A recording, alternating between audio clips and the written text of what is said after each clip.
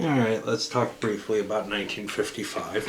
There's not a whole hell of a lot to say about this other than what I said in the beginning of the intro. If you watch the playthrough, you see it's a very, very streamlined, light version of that CDG mechanic.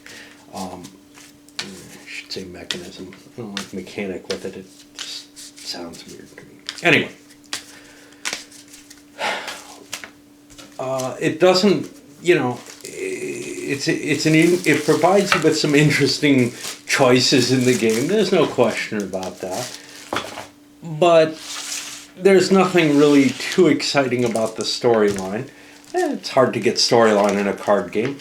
It really is a little two-player filler. There's plenty of other two-player fillers that I think probably do the job for me a little better. But nothing along this line that really hits in there with that CDG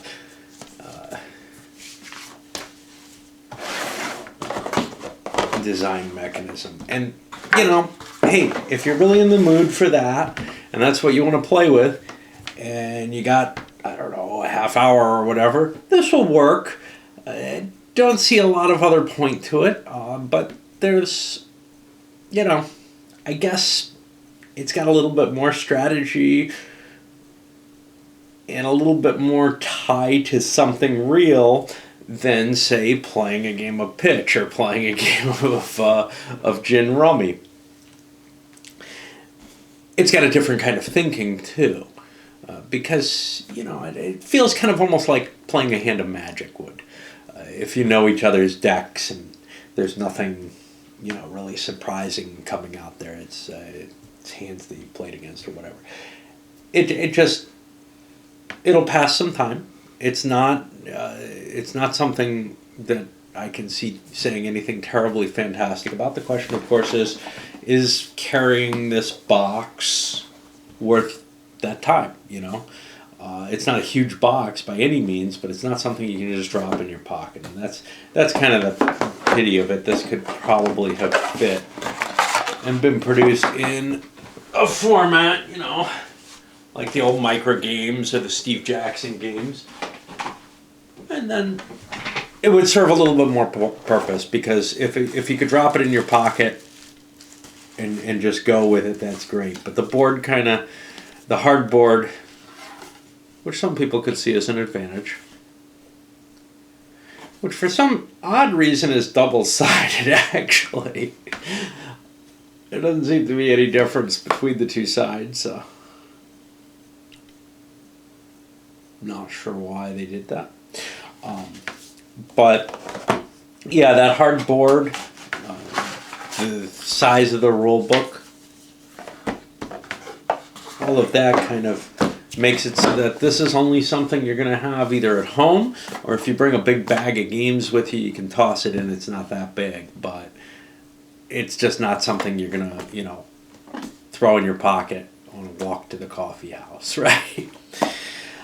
The actual play of the game, obviously, it's almost entirely balanced.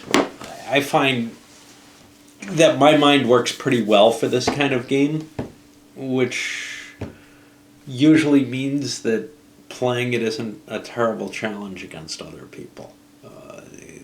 At least the kind of people that I usually play it against.